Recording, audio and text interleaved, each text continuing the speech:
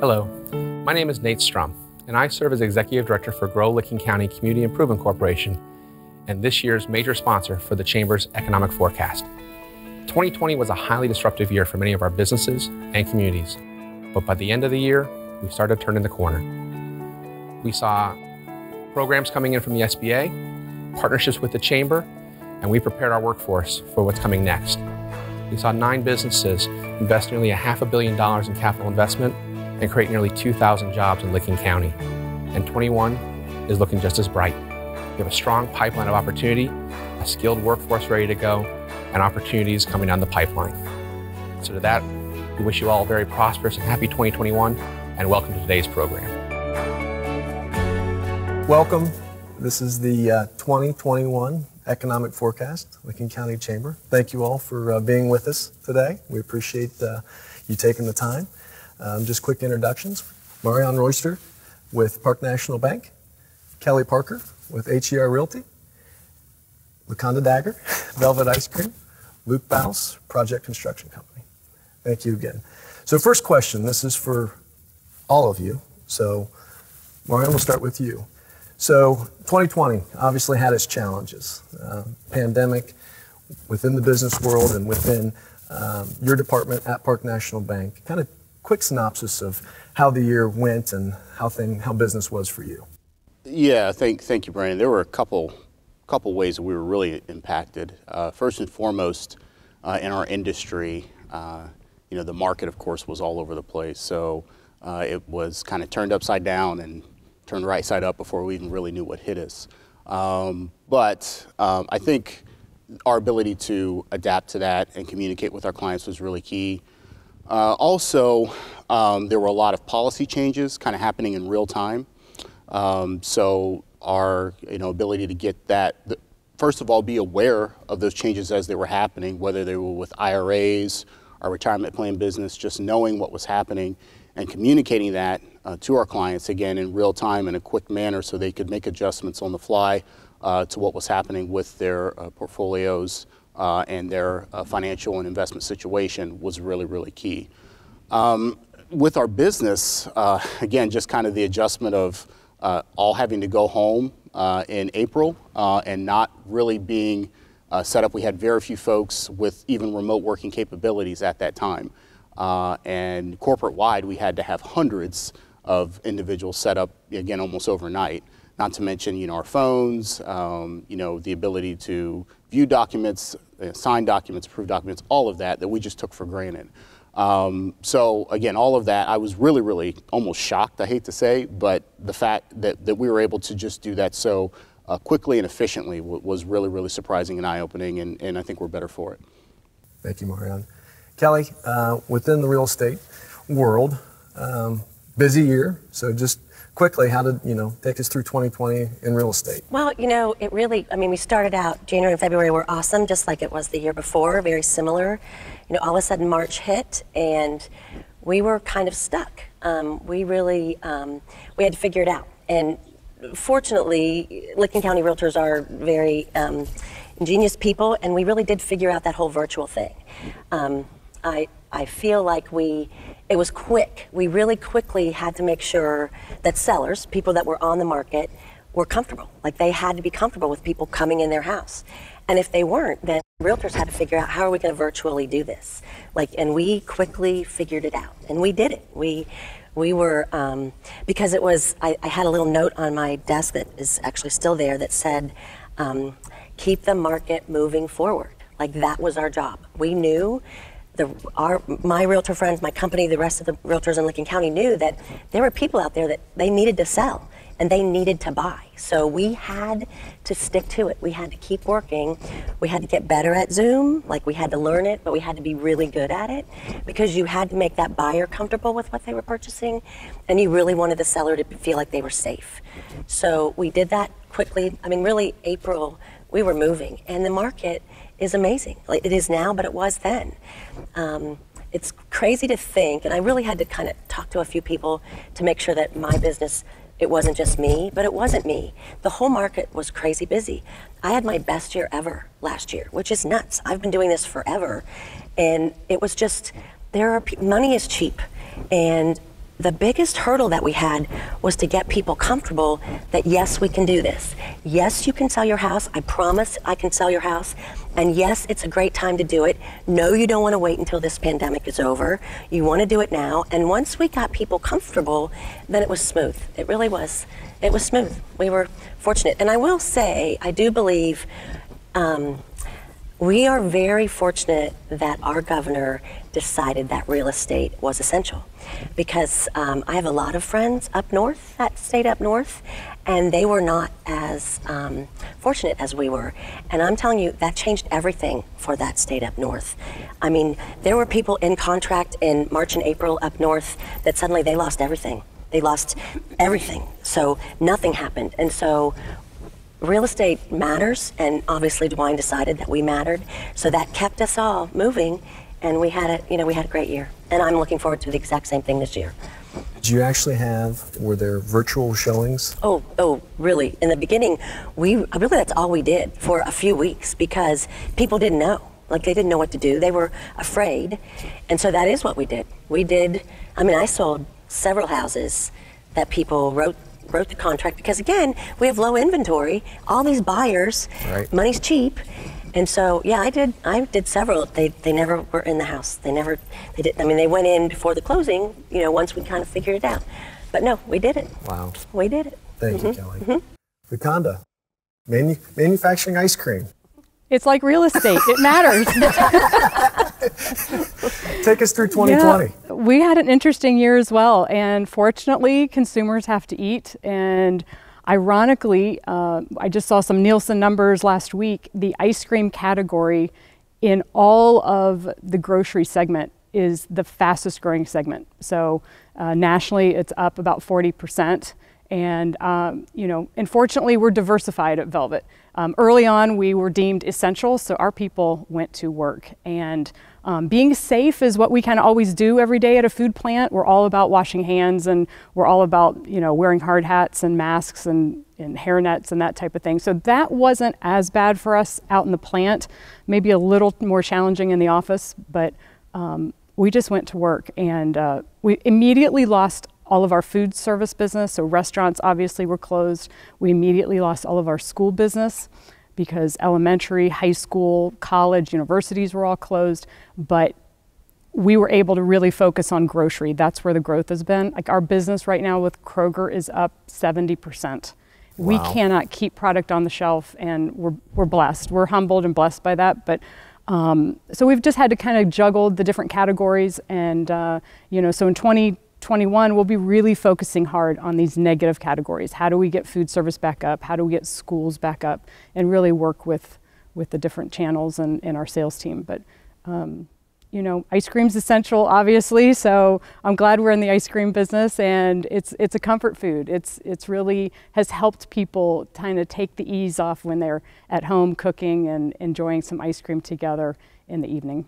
There was probably a lot of ice cream bourbon floats this year. There probably was a lot of that. Alcohol and ice cream, it can go together at times. They're both essential. So I have to ask, what was the pandemic flavor of the year? Like, what was the #1 flavor that went out the store? In Ohio, it's still Buckeye Classic. That is our Classic. #1 flavor in the grocery segment. And that has not changed. Those Buckeye fans out there want their peanut butter and chocolate. Go Bucks, go ice Bucks. cream. Thanks, Luconda. Luke, you're up, buddy. Take us a little bit, project construction, take us through what's happening with your business and what happened in 2020. So 2020, how do you explain it, right? Hectic, crazy, but we were also very blessed. We probably grew at least twofold in our business in 2020, and I think that's going to continue. And it was a lot of kind of juggling and figuring out. Kelly talked about it, and Luconda talked about, we were also an essential business. Which was wonderful because we didn't have to shut down. So we were able to continue all of our projects that we had in place with some hurdles and some challenges along the way, figuring out how to keep our clients safe, how to keep our staff safe, how to work on houses and send people in that clients are interacting with them, and how to make all that work. But we did, and our staff was really good about being flexible. And I think, though it was a challenging year, it made us kind of reevaluate a lot of things and see how we were approaching these things, and really get stronger as a company as we continue to grow. And you know, it's interesting, we had several projects that got put on hold because of the pandemic. They ultimately all came back. We had several projects that started because money was so cheap. And these people said, you know, I've been wanting to do this for a couple of years. Now is the time, I think, to do it, because I can borrow money and I can get it done. And so all of a sudden, in a week's time, we went from, okay, what's going to happen? How are we going to manage the next 6 months or next year, to, okay, what's going to happen? How are we going to manage the next 6 months because we're so busy? And that just kind of continued. And we were, I think, very, very lucky because of that. But it's crazy to think that we kept growing. I hired an architectural office employee in April. And his first month, he worked out of his home. Didn't have any interaction, didn't meet any of our, you know, his fellow employees, worked out of his home until we could get back in the office. Worked out great. Never had to do that before. Hopefully I never have to do that again. But just because we went through this pandemic doesn't mean we stopped. And that's one of the kind of unique things, I think, about our area in Licking County, and you've heard the stories. You know, we didn't just sit back and wait to see what was going to happen. We pressed forward. We did that as a company, and I think a lot of the other companies did too. And that's why we're in such a great area. And that's why I think Licking County is so strong, because there are a lot of people and leaders that continue to push and say, okay, we're not just going to settle. We're not going to sit back. We're going to figure out how to navigate this, and we're going to work through it. And we did that as well. And when you hear those stories, it builds on itself, right? You know, other companies are doing the same things and they're figuring it out. And so you want to too. You don't want to be left behind. So it was a challenge, but I think we're all better for it. And it was unique. We'll have some good stories to tell out of it. But on our end, and I think the construction industry hasn't slowed. It's continued to you know, bowl forward, and I don't think that's going to change anytime soon. So let's look at 2021. We are hopefully working ourselves out of a pandemic. We have a change in our presidency. So, Luconda, where do you see ice cream heading in 2021? Yeah, we see consumers' buying habits pretty much staying the same as 2020. They're used to staying home right now, though they're itching to get out. So we're hoping come spring that will help in you know, the foot traffic coming to Yule Mill in Utica. But as far as our wholesale business throughout, you know, Ohio, Indiana, Kentucky, and West Virginia, we really feel it's going to be some pretty strong numbers. Consumers are used to eating at home now. They want their ice cream. They've made that loud and clear. You know, but we've had some challenges as well. I mean, transportation costs are up.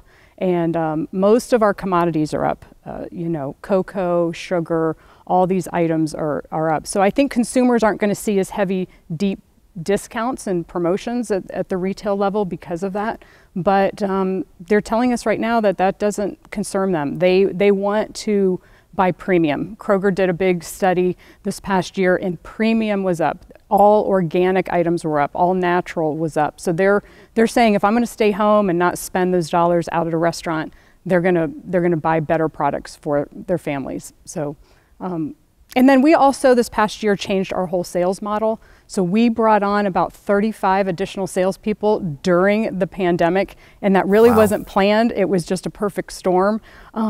So we were proud that we were able to put all these people to work. But honestly, there was no way we could have taken the increased business in the grocery side and the drug side, because we also do a lot of business at Walgreens and CVS and Rite Aid.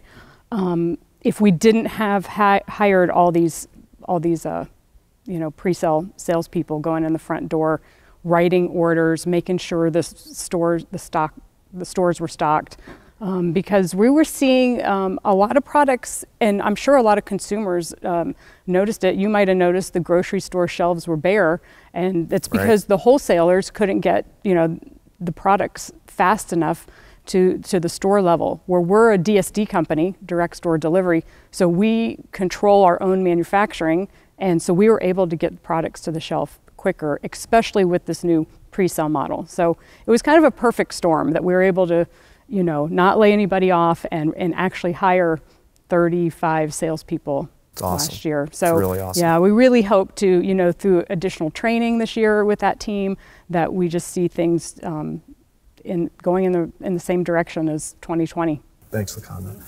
Kelly, real estate 2021. You know, I think it's great. I think we're, you know, Luke touched on it a little bit about Licking County. I think we are very blessed here. I mean, you know, you look back on, you know, 2008 and 2009, which was rough across the country, but really the Central Ohio market is just awesome. I mean, we really don't have any reason to think that 2021 is not going to be just as great as 2020. I think that we probably have quite a few more months of the mask wearing, but we've adjusted to that. So I'm not anticipating there be a difference. I don't think anybody thinks interest rates are going to go up like right away with this new administration. And the one thing that I think is interesting, and my sales manager mentioned this to me, and I really hadn't thought of it, but this new administration has pretty much promised that they're going to get rid of student loan debt, and that's going to make a big difference for us. Not that we need any more buyers, because what we need right now is inventory, because our inventory is the lowest it's been in, I think, 9 years. The inventory is that low right now. But if people do not have student loan debt, then that's a house payment, and they will be buying houses. So that will be a huge difference to us, I think. We'll see if that happens, but that will be great. So I just anticipate it being great. I really do. Awesome. With the inventory being low, do you see, I mean, are there houses being built? Are there developments happening? Or? You know, I mean, not as much as we need. And I think part of it is because it's expensive to build. We've sold lots in Licking County that have been sitting, those lots have been sitting for 4 or 5 years. We sold them in 2020 because people are building, but we don't have the lots, and it's expensive, and we don't have the big subdivisions coming in that we need, because we need housing. We desperately need housing. So hopefully this coming year we'll see more of that, but definitely existing houses, it's a good time, and the message that I'm sending to everybody is, if you're thinking about selling your house, now's the time. Don't wait for the spring. Now is the time, because we have buyers. It'll sell quickly. So the perfect scenario is that you sell your house and hopefully your family has something that you can inherit. Yeah. So you know, right? There you go, yeah. Thank you, Kelly. Mareion, how about 2021? Well, I think our industry is a little different in that we don't have a tangible product. We don't make widgets. We don't, sell ice cream or houses or anything like that. So for us, it's more of just giving sound advice, our expertise, things like that. That's what we want to offer to our clients and prospects. I think given the uncertainty in the financial markets, in the economy at large, everything that's going on, changes in our government and things like that, folks, there's a need there for financial advice. And again, it's not that our money is green everywhere, so we know that we're not unique in the product, so we want to be unique in what we do for our folks and the guidance and the advice that we can offer. And I think it's really just incumbent upon us. We really value relationships, so for us it's about collecting those relationships and again getting a chance to talk to people, getting in front of them and letting them know that we're there to help them, whether they're in a position where they need money, which there's a lot of that now, obviously. Again, not my department specifically, but the bank as a whole can help them. We want to get those folks in touch with our lenders, whether they be commercial lenders or retail lenders. And then folks, if they have money in their investment needs, we want to be there to help them and have conversations with them again and talk and just help them any way we can. Awesome. What's one thing that you can look back at 2020 and something that happened positively that you can kind of utilize looking at 2021? Gosh, just for us, our ability to adapt and change. Again, everything happened so fast with the pandemic, our folks being sent home, things that we had to change on the fly. If I'm being perfectly honest, had you asked me in February of 2021, there was going to be a global pandemic, 80% of the workforce is going to go home, and not come back, and you're still going to have to conduct business the same way you did, I would have said you're crazy and there's no way we could sustain that. But we did.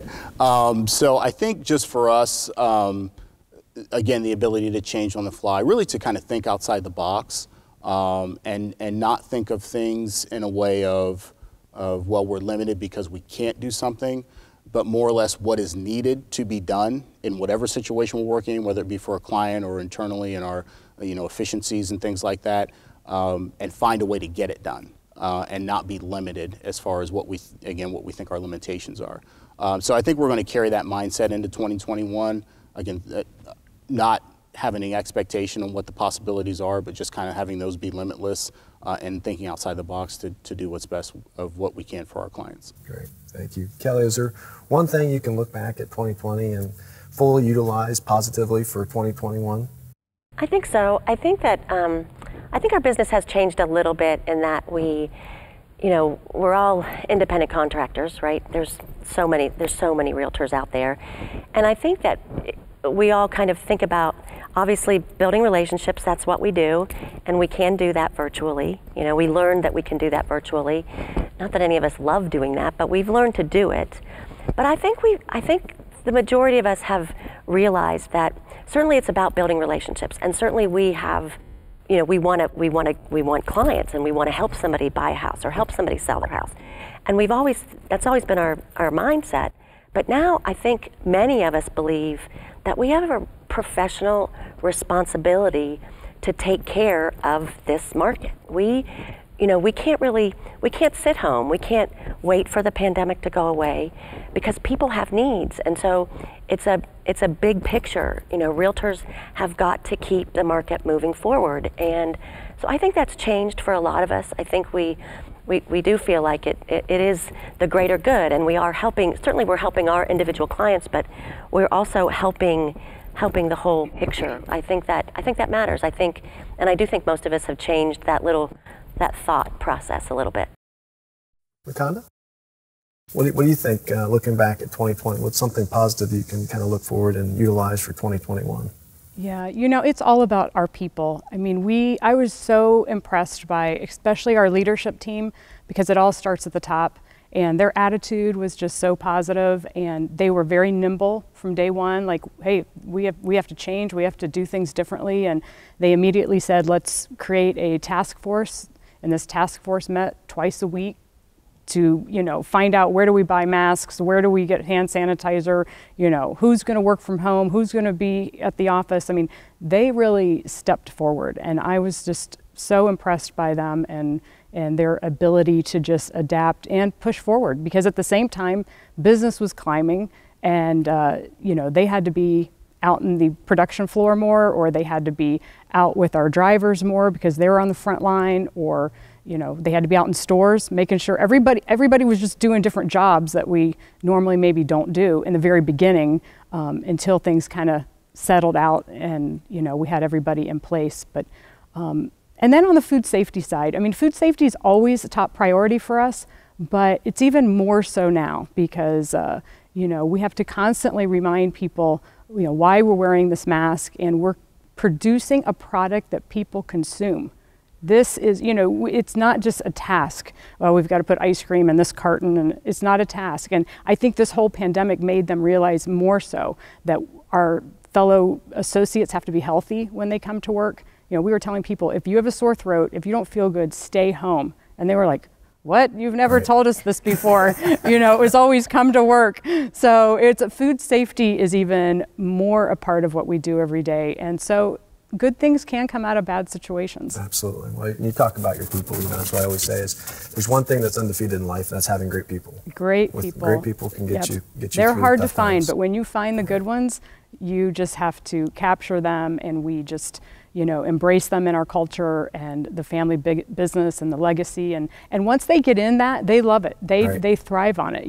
We've had many people say, I don't want to go back to corporate, no offense to corporate, but they love the family business and the different nuances that we have that not all corporate, organizations are able to maintain. Right. Well, we're blessed to have you continue as a family business and have you in Licking County. So we're proud to be here.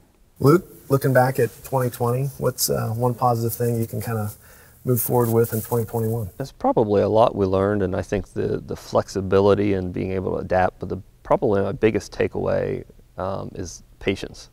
And I would say it extends way beyond just our business or our industry. But I think patience, we've tried to preach in our office about patience, and it goes anywhere from patience from not getting materials on time or things not showing up, to having patience with clients because they're going through a whole bunch of stuff on their end right now. And so you take a client who is dealing with what some of these businesses are dealing with and then are trying to add on or build a home or build a new building. It's a whole nother level of stress that they have to deal with. So we've kind of preached patience and to have that to kind of guide our clients along the way and to help them. If we can have that calm presence along the way, sometimes I think that helps with the client side. It's a team. We're there to help them. It's a relationship that was talked about. And I think if nothing else out of 2020 on a broad spectrum, we can all have a little more patience with each other. We're all humans. We all make mistakes. We all have those quirks. It's working together. And I think we've kind of stressed that, and we've relearned that a little bit, and I think we've gotten better at it. And then we also have to teach our guys in the field and our clients to have some patience too, because we used to be able to get products and it would take 3 or 4 weeks, and now it's 3 to 4 months. And that's a challenge when people are trying to get things done quickly, that we're all dealing with. And if we're all dealing with it together and we're all trying to solve it together and make adjustments, it's a great thing. So I think patience is the biggest takeaway that I have from 2020, and I hope we all kind of take that with a grain of salt and can learn that we can all be better because of all of this. So a great message for sure. Mareion, back to you, buddy. How you feeling so far? Good? So far, so good. Having fun? Yeah. You're doing a great job, by the way. Thank you, buddy. Just think about doing this professionally. Hey, Bobcats. Yeah. So, I think stock market did tremendous in 2020. 401ks are up, individual investments are up. So, who knows what's going to happen in 2021? What are you advising your clients? Well, and I'm going to sound like a broken record here, I apologize, but really just to stay invested. I've already said that once today, but that's so important. I can't stress it enough. We had a lot of clients, well, I don't want to say a lot of clients, we had a few clients that panicked during the early part of 2020 when all this pandemic came down. And I don't fault them because it was very easy to do. I mean, we had no idea what we were up against. But again, to that point, no one would have, number one, predicted that we would have had a global pandemic that impacted us so much. And absolutely no one would have predicted how the market would have responded so quickly. So it was unfortunate to see those folks that did pull out of their investment strategies, only to try to get back in October or November after they missed a lot of the run up in the market. So I can't stress enough, just to stay put. When we sit down with folks and we ask them to select an investment strategy, we do that with them collaboratively, obviously, but we really want them to think about it as kind of like tires that you put on your car. You want to put all-weather tires on your car. You're not going to put tires that are good in the snow and then take them off, or are good in the snow and the rain and then take them off in the summertime when the weather's nice, unless you're driving like a Lamborghini or something. So when we want them to understand that the investment strategy that we select for you is going to be best whether the market's doing well or doing poorly. So it's very, very important to stay with that because, again, it will respond, hopefully, in either way. Not to say that you might not lose value in your portfolio, but it's going to do what we want it to do or hope that it does throughout. So that's again just so imperative. Who knows what's going to happen in 2021? Certainly don't like to make predictions, but I will say there are a lot of things to be optimistic about. First of all, there's a lot of pent-up demand in the market. So when that will come to fruition, who knows? But it's there and it's real. With interest rates being so low, we've talked about that today already. It's really important to really you know, understand that a lot of times is a positive for the market as well. Kelly, moving on to you. You having fun? I'm having so much fun. Yeah. I'm so happy to be here. You look great in red, by the way. Thank you, thank you. So you've mentioned, you know, you had a record year. Real estate's great. Is there specific, are you seeing people moving into the county? What's kind of driving the demand? Well, I think it's, you know, like we talked about, interest rates are so low, money is so cheap. You know, there's several things going on. It's amazing, and I think Licking County has been this way always, but you know, Columbus is so much closer now than it used to, you know, it just is close. I mean, we can get to Easton in 20 minutes, you know, and we have a lot of people that are coming from Columbus. They work there. They work, you know, north of Polaris. They work downtown, and they're you know, they come over here and they realize we've got a lot going on here. We have a beautiful, Licking County's amazing, and so we have a lot of that. We have a lot of people coming, realizing I can be here, and I can, you know, just like if you lived in Worthington and you had to work downtown, you can live in Newark, Ohio, and you can work downtown Columbus. So we're fortunate that we have that. But we also have people moving up. You know, we want, you know, people are, you know, in this small house now, they want a bigger one. And we also have a lot of those first-time home buyers. You know, we'll have that money again in March, hopefully. So we have a lot of buyers still looking, you know, that first-time home buyer. Again, the challenge is there's not a lot of inventory, but we're a healthy market. We're blessed here. We really are lucky. And I see that continuing. We really are. We talked about, you know, retail's down, foot traffic coming in. Talk about, you know, what's going to happen with the old mill in 2021. Well, this past year, we really questioned if we should open the old mill or not, because that really falls under our whole guest relations department. And we were concerned about opening up the old mill and having some guests on the grounds that were maybe not happy the way we were handling social distancing or what have you, and it affecting the bigger brand, affecting the Velvet Ice Cream brand. But we took a leap of faith and said, you know, because we were getting all kinds of emails and social media interaction asking when is the old mill going to open. So Licking County has just been a huge supporter of Old Mill and has been since the early 70s when we opened.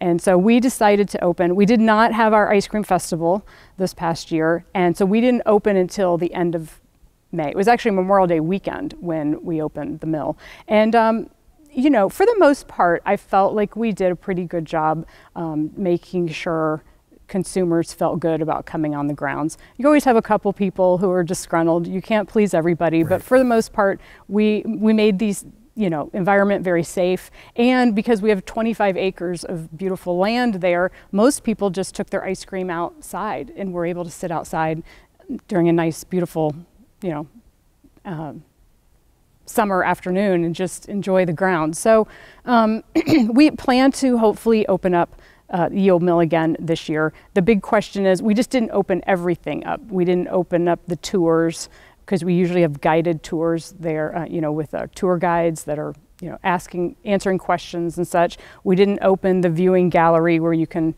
you know, go in and watch ice cream being made. But hopefully, I think this year, because consumers they're more educated today. You know, this whole safety is top of mind for them. So I think we'll probably open 1st of May. Just not sure if we're having the ice cream festival yet or not. That's a big one, because that's gathering 40,000 people in 3 days. That's how many people attend every year, year, 40,000? Wow. Yeah. Well, thanks again, Luconda. Luke, looking at the construction industry, obstacles this year, you know, there's going to be some probably. So just kind of take us through, you know, what you envision those obstacles and how you're going to kind of work around those.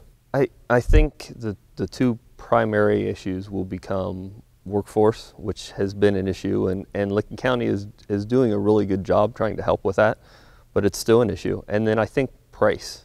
Material pricing is going to be a big one, and it'll be very interesting to see in the next year how that pricing and those increases affect. If they kind of level off and plateau some of the construction, or if it really kind of suppresses some of it.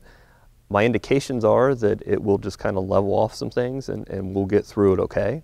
But that's probably the biggest unknown right now in our industry is, you know, if lumber goes up another 35% or steel increases 30%, that's a big impact. And that's on top of the labor costs, which are a challenge right now just because we're still having trouble finding enough labor workforce.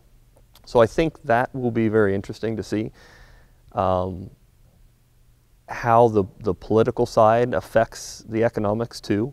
But I don't think, or at least I don't hope, that in the near future, for the next 12 to 18 months, that will affect it. I think the pricing is going to be the big one.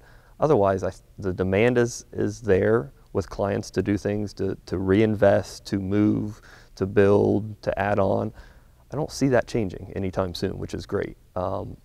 It's just a matter of how much of that happens because of pricing and how much of it maybe gets put on hold or shut down. Right. So what, when you're bidding a project, how do you bid it, and how long can that bid stay, open? I mean, I think that's a huge challenge, right? That's a huge challenge, and it's a great question. So, typically we go out, there's all kinds of different divisions from the steel and the wood and the concrete, and we typically have a pool of suppliers and subcontractors that we go out and we bid those different pieces and parts to. We've had to be very creative in the last year to not only find new companies to expand to try to get pricing down, as well as what typically, 4 or 5 years ago, I could send something to a subcontractor or supplier, a couple weeks I'd get a price. Now it's a month and I'm bugging going, when are you going to have me something? They're going, well, I haven't really looked at it yet, because they're so busy.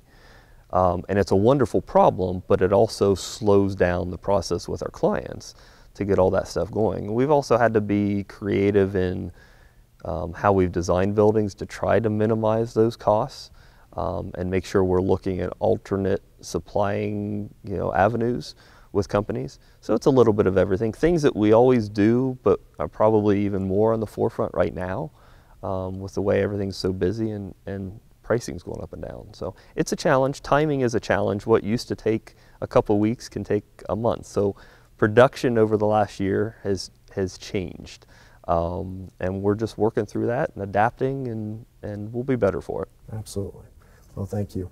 So a question, for all of you is that, which is a great question, right? So we'll start with you, Luke. What keeps you up at night? What are the things that... Besides my kids? They do a good job of that. With a small business, probably just knowing and making sure that we're performing the best we can for our clients, that's always a big one. That I sit at night or wake up thinking, okay, did we do that? And we told the client we'd do this. But probably beyond that, which is, I think, somewhat normal regardless of the times, a little bit of the political and the economic uncertainty. Everything we've gone through in the past 6 months or a year, changing administrations, you never know what's going to happen. All 3 houses are on one side, so how does that affect that? I think that uncertainty makes me kind of wonder. Now, obviously, we are in a great economic time right now, especially in Licking County, and I think that will continue despite some of the things that happen at the national level. And I think that's because of the people we have in Licking County that are the driving forces behind that. But at some point, some of those political factors will affect the greater economy, which will trickle down to our economy. And so how that affects the next 2, 3, 4 years, I'm curious. I would love to know, like we all would. That's probably my biggest concern about moving forward in the next couple of years is how that's affected. And then the labor force. And I think that goes somewhat hand in hand with some of the political factors. Right. Where we talked prior to this, right, the group here about labor and getting them to show up for a job after they were hired, or getting them to pass all the protocols that we need. I don't think that's going to change. And that's one of the things I worry about too, is making sure we're a small business. And so every position is key with us, and we want good people that buy into the culture that we're trying to develop for our clients, and that can be a challenge. So, thanks, Luke. Luconda, what keeps you up at night? Challenging question, right? It is a challenging question, and I agree with Luke. A lot of the administration issues are concerning. Minimum wage, if we have to raise to $15 an hour, especially like in a small operation like the old mill. Right. that's concerning. You know, what our tax is going to look like going forward is concerning. You know, even more so, I had mentioned earlier the whole food safety piece.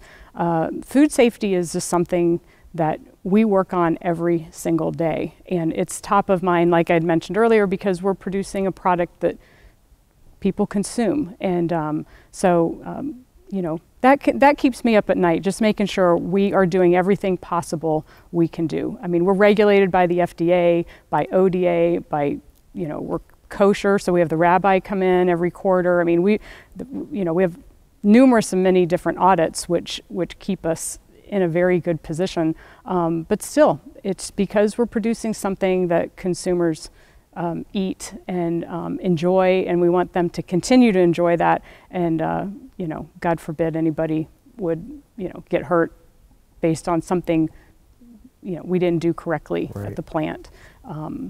And then just safety in general. You know, we have about 100 fleet on the road. So I'm always kind of saying a silent little prayer for all of these drivers that are on the road every single day, especially in those winter months. So, and with us having a challenging time finding a good quality workforce today, you know, when we hire a driver, we're putting them in a $125,000 vehicle.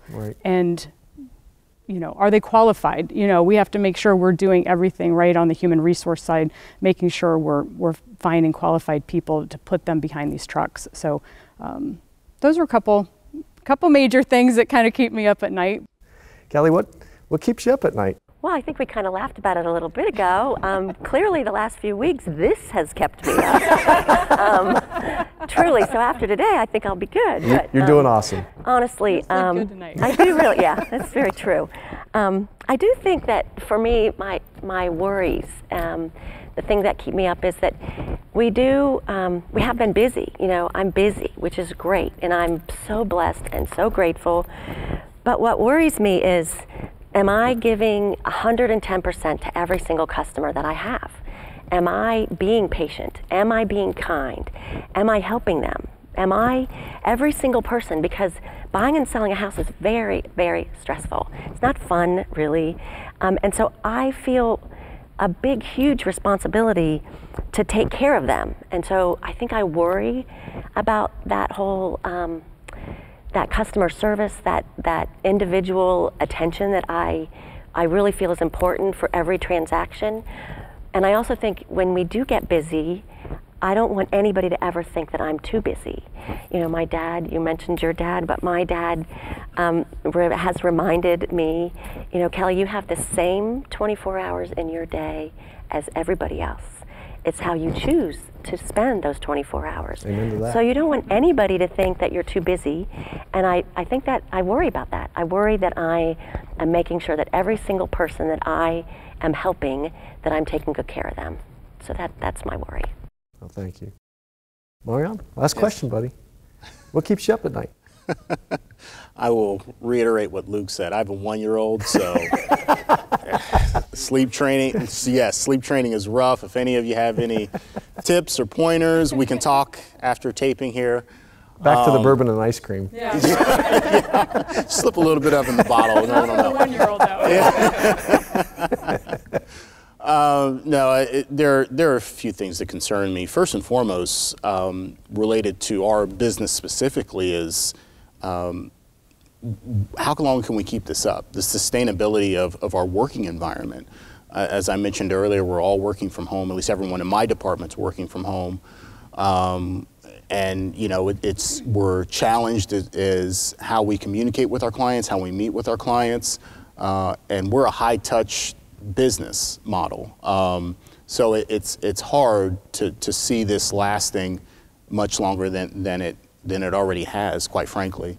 And we've done a pretty good job, if I could say so humbly. But you know, it is important for us to be in the office, to be around our clients, we work much more efficiently and better for our clients that way. So how much longer this will last, when can we get back in the office, when can we get quote unquote back to normal? I don't know if we'll ever be normal as we were, but closer to normal than we are now is a challenge. As far as our industry, I think The interest rate environment is very concerning. While it's very good for folks wanting to borrow money, it's not so great for us investors who are looking for yields and returns on our fixed income products. So it's really important for us to try to remind our clients the role that fixed income serves in their portfolios. While it's great to try to get as much yield and income as we can, we don't want to sacrifice that stability because that's really what we wanted to do is to kind of counterbalance what we have in the stock market and our equity portion, as well as, you know, act as that, as I said, stability quotient in our portfolios. So trying to convince clients of that whilst trying to find the best fixed income that we can for them as a challenge. And then finally, there's a lot of headwinds and things to be concerned about in 2021, again, in our economy and the government.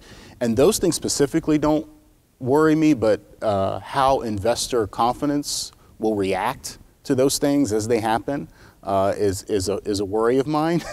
Again, you know, it's our job to have those conversations with clients and talk them through those times and make the necessary tweaks and changes if there are some to be made to portfolios. But they're not easy conversations to have, you know, when things are kind of in turmoil and swirling. So as those things happen, you know, how those investors react to them will be a challenge, but we'll find a way through. Well, again, I want to thank you all for taking the time to be with us today. As you may have noticed, we do have an audience. They were a little wrong. So one last question. I mean, as you've been looking out there, talking to me, there's got to be one person that has stuck out there to use. I mean, is there anybody out there that you see that's famous or anybody that, you know, you want to bring up or talk about? You know, now's the time. Groundhog earlier, but he's gone now. He's gone? So. Yeah, we lost Other than Weird Al Yankovic, he's in there. I saw him. And Dave Doney. I think Dave Doney's more famous than Weird Al. So. Well, you notice they're not social distancing, but we do appreciate them all being here, and we thank you all for sure. So, well, again, thank you all.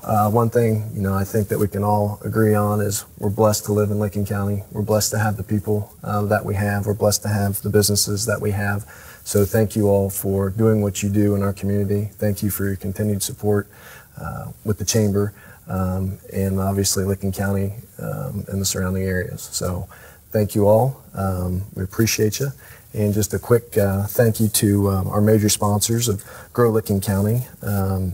And obviously thanks to our hosts to the Midland Theatre. They've gone through a lot, and once you're back in here, you realize how beautiful this place is and what a blessing you know, that we have this in our community. And then for our event sponsors, we want to thank Animatic Corporation, HER Realtors, Matesic Distributing, Mareion Associates, Heath, Newark, Licking County Port Authority, Licking Memorial Health Systems, Park National Bank, and Wilson Shannon Snow. Thank you all again, and have a great 2021. Stay safe, and we love you all. Thank you. Thanks, Brent. Thanks, Brian. Appreciate it. Great Thank job. you. Appreciate Did a great it. job. I don't know about that.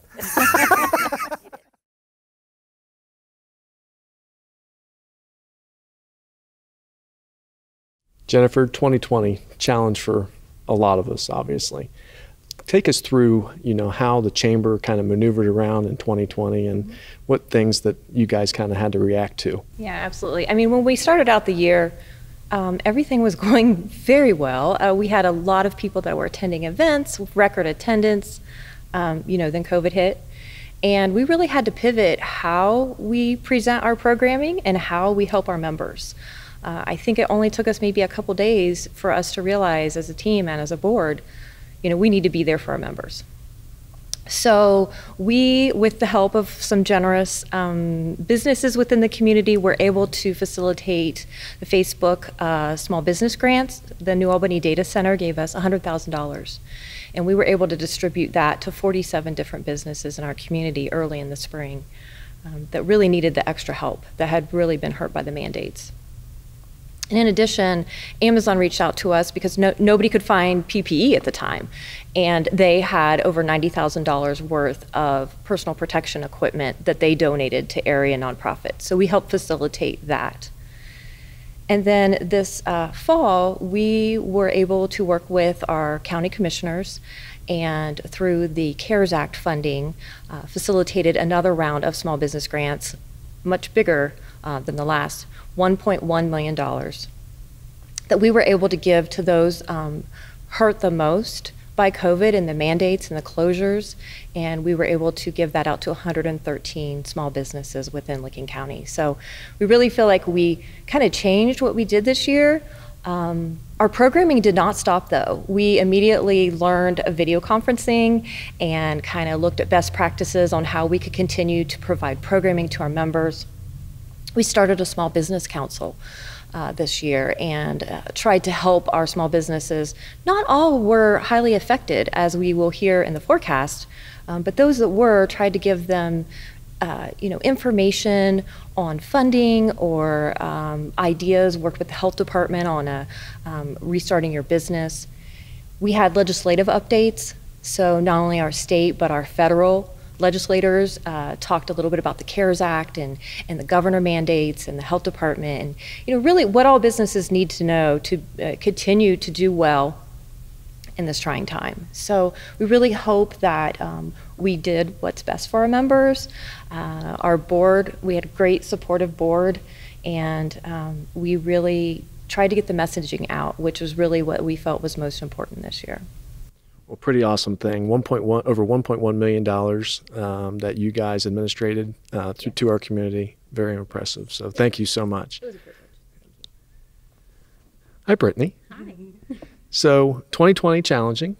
We don't know, we're 2021, we're kind of working our way out of this pandemic. So kind of take us through where you see the chamber taking us through 2021. Absolutely. We have a lot to look forward to this year. Jennifer referenced our Small Business Council, and we are excited to announce that we will debut a podcast starting here in just a few months. And this podcast will feature industry experts, focus on business-related topics, and even though it's geared towards small business, I think everyone will find value in it. And then our Women's Leadership Conference is this year. It will be a 2-day virtual format taking place on March 11th and March 12th. The theme this year is RISE, Resilience, Inspire, Strengthen, and Empower. And I think that's really fitting for the year that we're entering.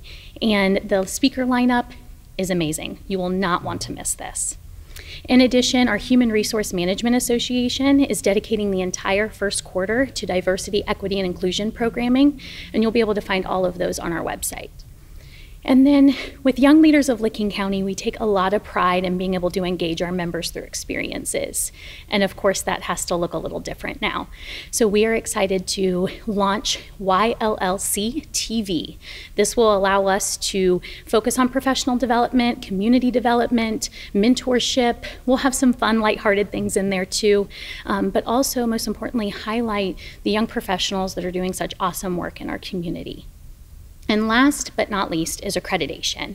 So as you are aware, we are a 4-star accredited chamber, and only about 3% of the chambers in the United States are accredited. So it's something we take a lot of pride in. And we are going to be dedicating, Jennifer, myself, and the rest of our team, dedicating some time this year to renew that accreditation. And so even though it's a lot of work, we find that it's definitely worth it and really sets the standard and the bar for us. So as you can see, a lot to look forward to. We're excited to deliver quality programming to our members and continue to be the voice of business. Well, thank you, Brittany, and thank you, Jennifer. Thank you both. Thank the chamber team. What they've done and what you've accomplished in 2020, working right along with you all has been very impressive. So thank you for all that you've done and all you continue to do, and let's make 2021 great.